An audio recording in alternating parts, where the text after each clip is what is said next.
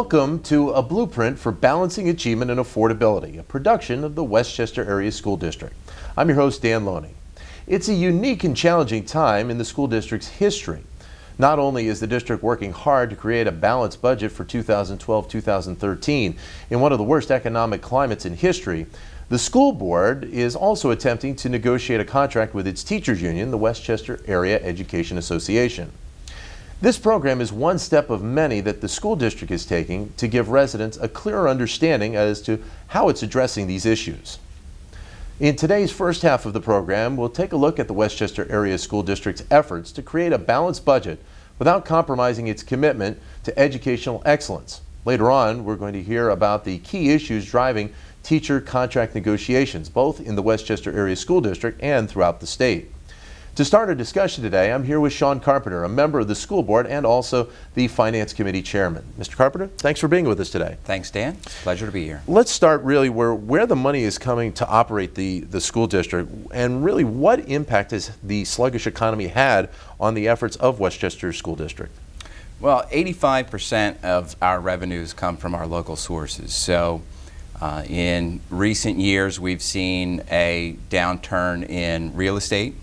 So our real estate assessments have dropped. We also collect earned income tax, and 2 years ago our earned income tax revenue dropped as well.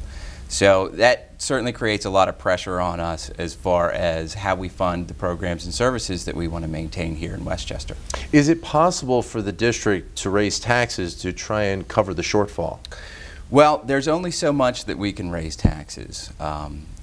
Pennsylvania has a law, Act 1, that limits the amount that we can raise annually.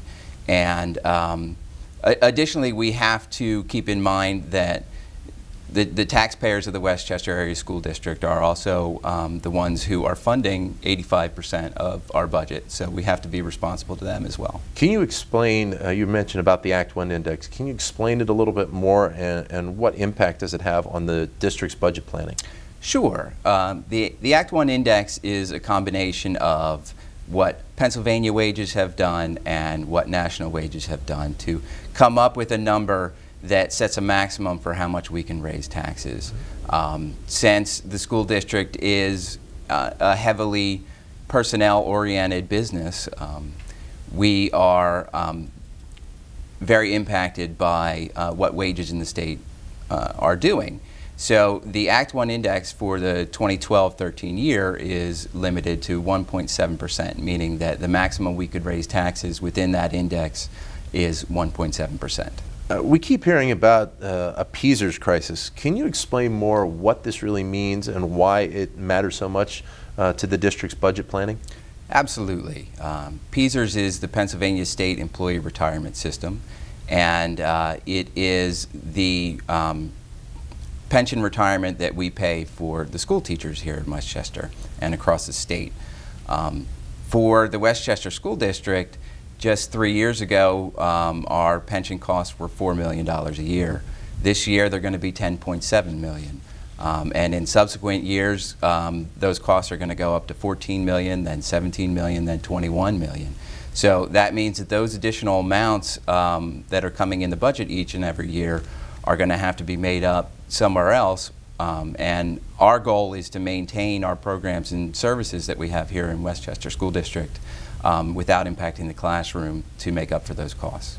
It seems like that the district really does have its hands full right now. Is there really anything that can be done to try and generate more revenues to fill in the gaps? Certainly there is, and I think that we've made strides over the last several years to do many things. One of the things that we're implementing this year is a pay-to-play fee for extracurricular activities that's targeted to generate around $300,000 in revenue. And I think, more importantly, I think we've been very smart around making sure that the money that we're spending is being spent wisely. What other options really do you have right now for trying to balance the budget? Well, I think that we've been very diligent over the past several years in trying to find reductions in our spending. We've convened community budget task forces. Right now we have a series of recommendations that came through them. And we're trying to focus on those savings that we can realize without impacting the classroom. So it seems like that the Westchester Area School District is doing pretty much everything it needs to meet the needs of the taxpayers and the students. But is there anything else that is on the forefront for the district right now? Certainly. We're currently negotiating a contract with the Westchester Area Education Association, which is the union that represents our teachers. And since that represents 65% of our budget, that certainly is the largest area where we can make sure that we're focusing on the right priorities there. And we're going to delve into the negotiation process coming up here in just a little bit. Mr. Carpenter, thanks for being with us today. Thank you for having me. Stay tuned. We're going to take a short time out, and we'll have the second segment of A Blueprint for Balancing Achievement and Affordability, a production of the Westchester Area School District. Residents of the district are encouraged to visit the district website at www.wcasd.net for updates on negotiations and the school district budget.